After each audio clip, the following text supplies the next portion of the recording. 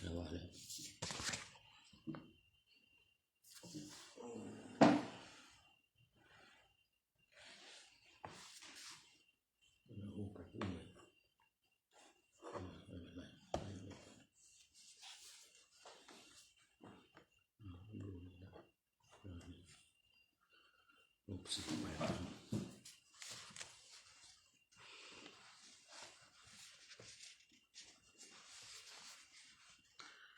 ขอสาธกยกนิทานเป็นแก่นสารเรื่องความรู้พร้อมสัจจะกตัญญูไม่ลบหลู่ผู้อ่อนแอ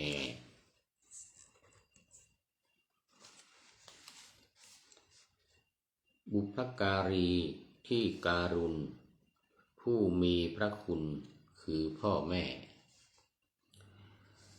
ลูกคนไหนได้ดูแลเป็นบุญแท้ไม่อับจนตกน้ำไม่ไหลตกไฟไม่ไหม้เจอปัญหาใหญ่ก็ข้ามพ้นเพราะกตัญญูรู้คุณคนมีเหตุผลปนความดีขอถวายความนอบน้อมแด่พระรัตนตรัยมีพระพุทธเจ้าเป็นต้นขอถวายความเคารพพระมหาเถระพระเถรานุเถระเจ้าคณะพระสังฆาธิการทั่วโลกมีพระเดชพระคุณพระธรรมเสนาบดีเจ้าคณะภาค7วัดพระธาตุวสุเทพเป็นต้นและขออำนวยพรแด่ท่านผู้ฟังท่านผู้ชมสาธุชนพุทธบริษัททั้งหลายวันนี้รายการธรรมทัศน์ของวัดพระธาตุวสุเทพออกอากาศทางสถานีวิทยุวปท2จังหวัดเชียงใหม่มีร้อยเอกจำนงปัญญาวัฒโนเป็นหัวหน้าสถานีและอาตมาภาพพระครูปริยัติยานุศาสตร์เป็นผู้บรรยายเป็นประจำทุกวันเวลา7:30 นาทีถึง8 นาฬิกาสำหรับวันนี้ก็เหมือนเดิมบันทึกเสียงล่วงหน้ามา1 วันจากวัดดอยสะพันยูตำบลดอนเปาอำเภอแม่วางจังหวัดเชียงใหม่ซึ่งมีท่านพระครูสุตกิจจาภิรมย์เป็นเจ้าอาวาสและรักษาการแทนเจ้าคณะอำเภอแม่วางซึ่งตอนนี้ผู้พูดกำลังพักอยู่ที่นี่พักผ่อนนอนหนาวอบรมบาลีก่อนสอบปรริญญาธรรม6 ประโยคช่วงนี้เป็นการอบรมประโยคสูง6 7 8 9ประโยค6ปรริญญาธรรมถึงปรริญญาธรรม9 ประโยคมีพระเดชพระคุณหลวงพ่อพระราชรัชมุนีหลวงพ่อรองเจ้าคณะจังหวัดเชียงใหม่วัดสวนดอกเป็นอาจารย์ใหญ่เป็นประธานครูบาอาจารย์อบรมให้มีท่านอาจารย์พระมหาประจักษ์พระมหาคัมภีร์อาจารย์มหาประจักษ์นี่อยู่วัดดอยสะพันยูนี่แหละเดิมก็มาจากวัดพระธาตุวสุเทพแล้วก็ท่านอาจารย์พระมหาคัมภีร์นี่มาจากวัดพระธาตุศรีจอมทองแล้วมีอีกรูปหนึ่งลืมชื่อไป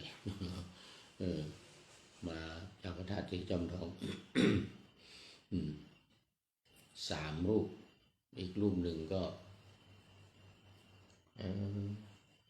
จบปรริญญา9ใหม่ๆ3-4 ปีมาเนี่ยวัดพระธาตุศรีจอมทองนี่มีปรริญญาธรรม9 ประโยคเยอะเนี่ยถามท่านอาจารย์ ตอนเช้าเนี่ยว่าเฉพาะที่สอบได้แล้วเนี่ย9 รูปวัดท่าสีจำลองนี่นะตอนนี้ยังเหลืออยู่7 รูปรูปหนึ่งไปเรียนที่กรุงเทพไปเรียนปริญญาเอกแล้วก็อีกรูปหนึ่งไปเรียนที่อินเดียเห็นว่างั้นนะ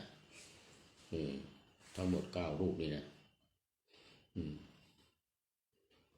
ไปเรียนที่อินเดียสอบได้แล้วก็อยู่วัดพระธาตุสีจอมทอง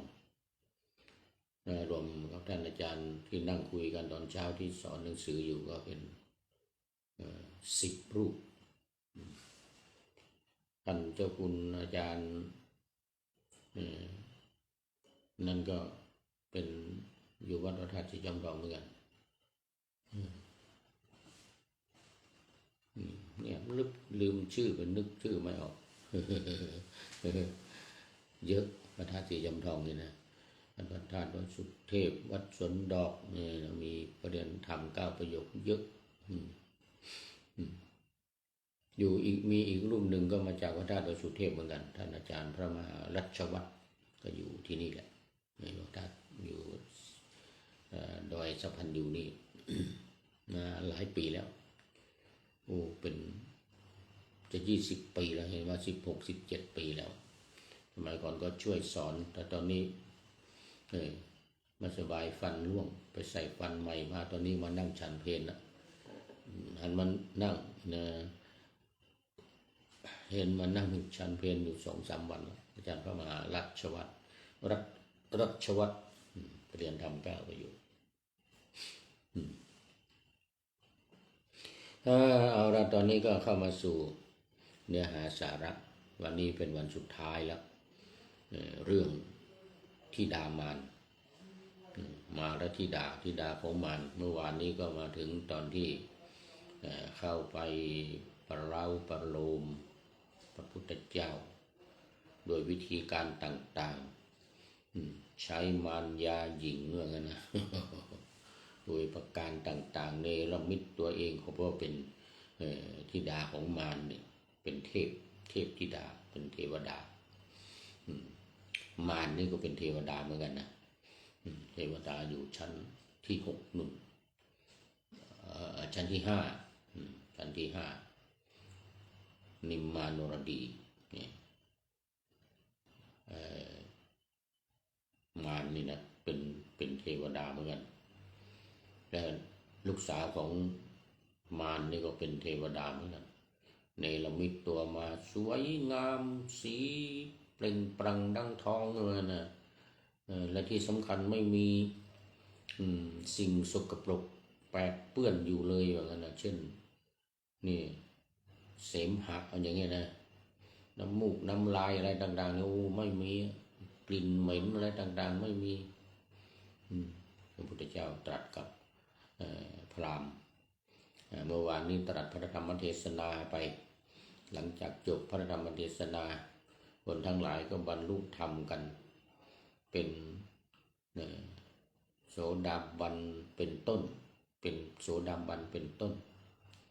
พราหมณ์มาคันธิยะนี่ก็ได้โสดาบันเหมือนกันเมื่อวานนี้นะได้เป็นโสดาบันเสร็จแล้วพระพุทธองค์เมื่อแสดงธรรมนำเรื่องของธิดามารมาเล่านำเรื่องที่พระพุทธองค์ไม่ได้ทรง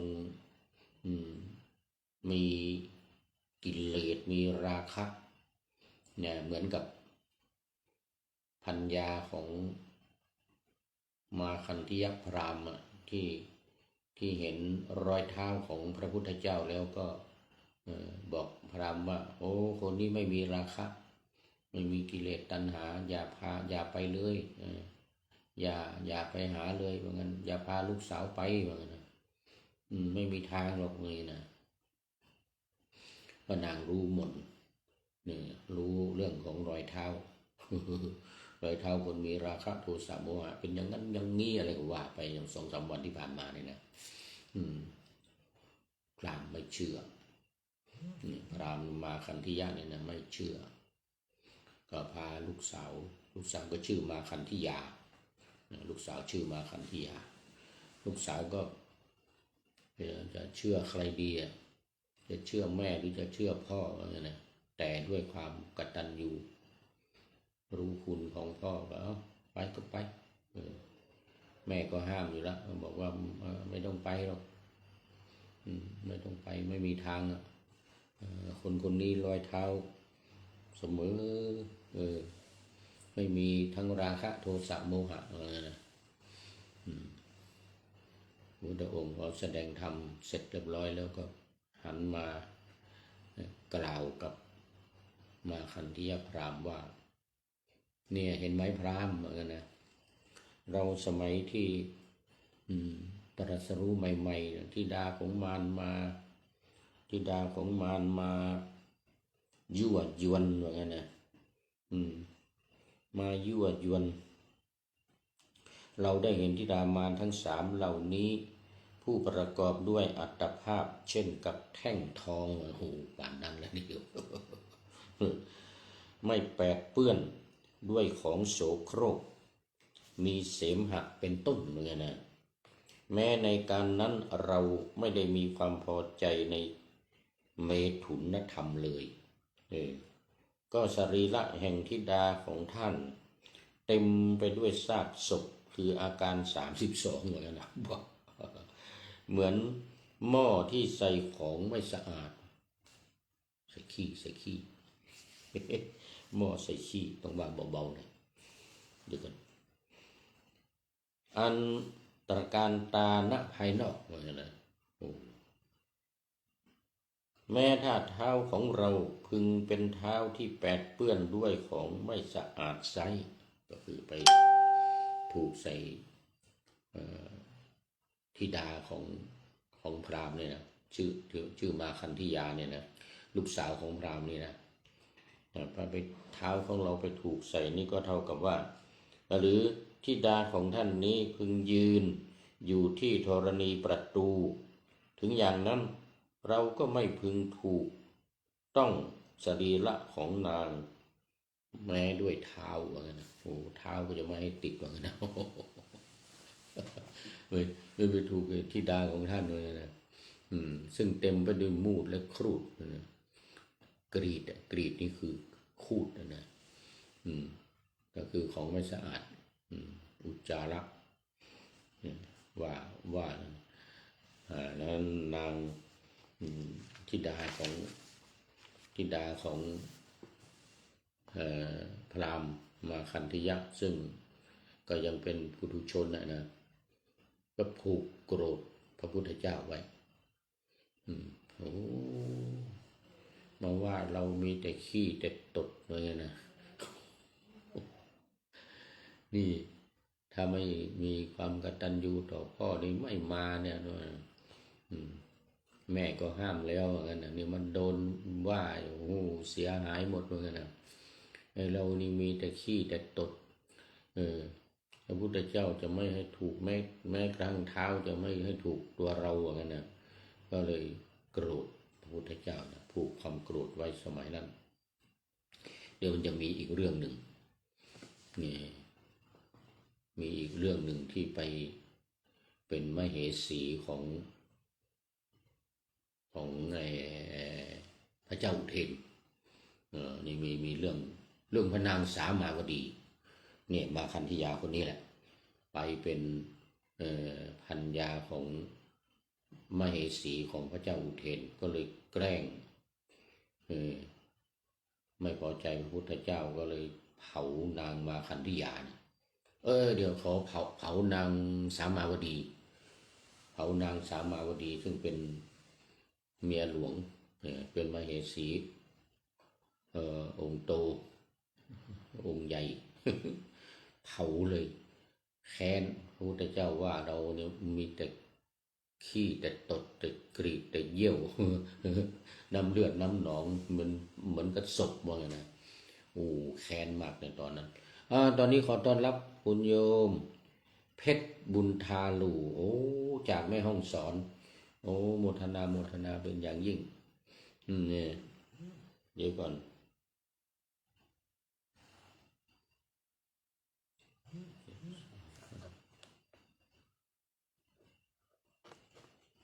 เวลาหรือเปล่าเนี่ย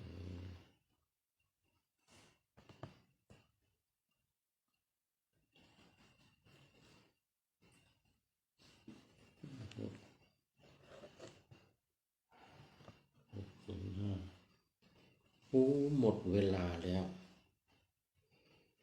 หมดเวลาโอ้โยมเพชรบุญทารูเข้ามาหมดเวลาพอดีเลย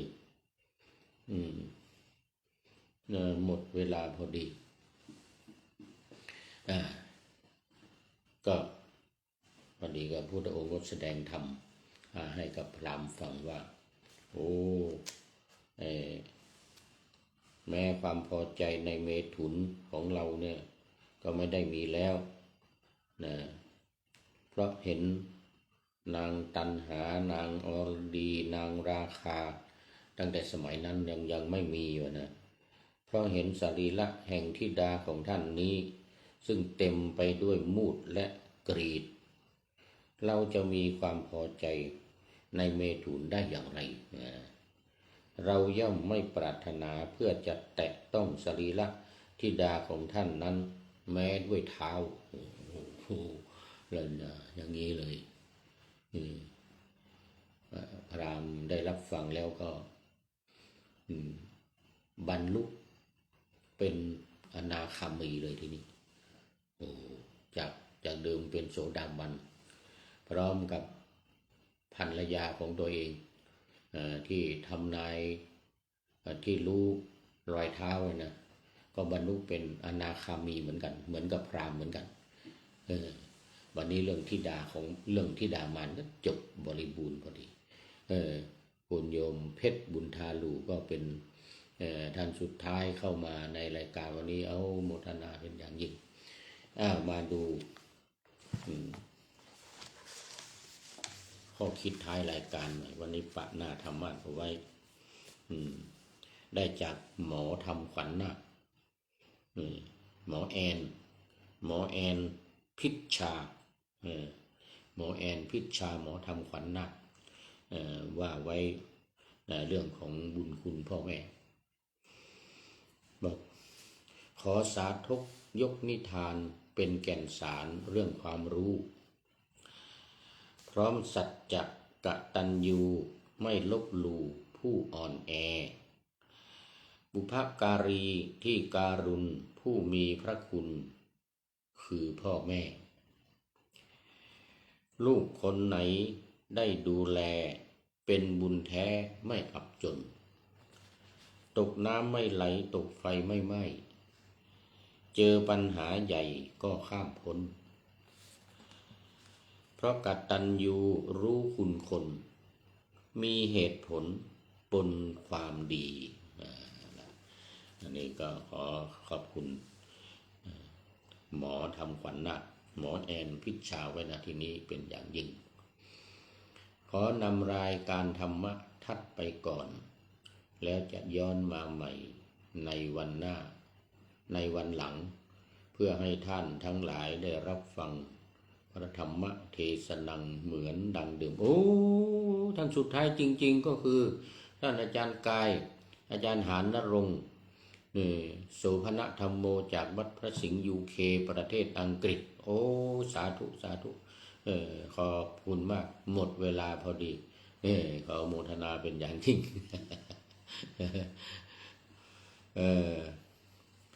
ขอทุกท่านมีความสุขกายสบายใจปรารถนาสิ่งใดอันเลิศล้ำจงเพิ่มพูนตามบุญงามและตามกรรมที่ได้บำเพ็ญไว้ทุกประการขอเจริญพร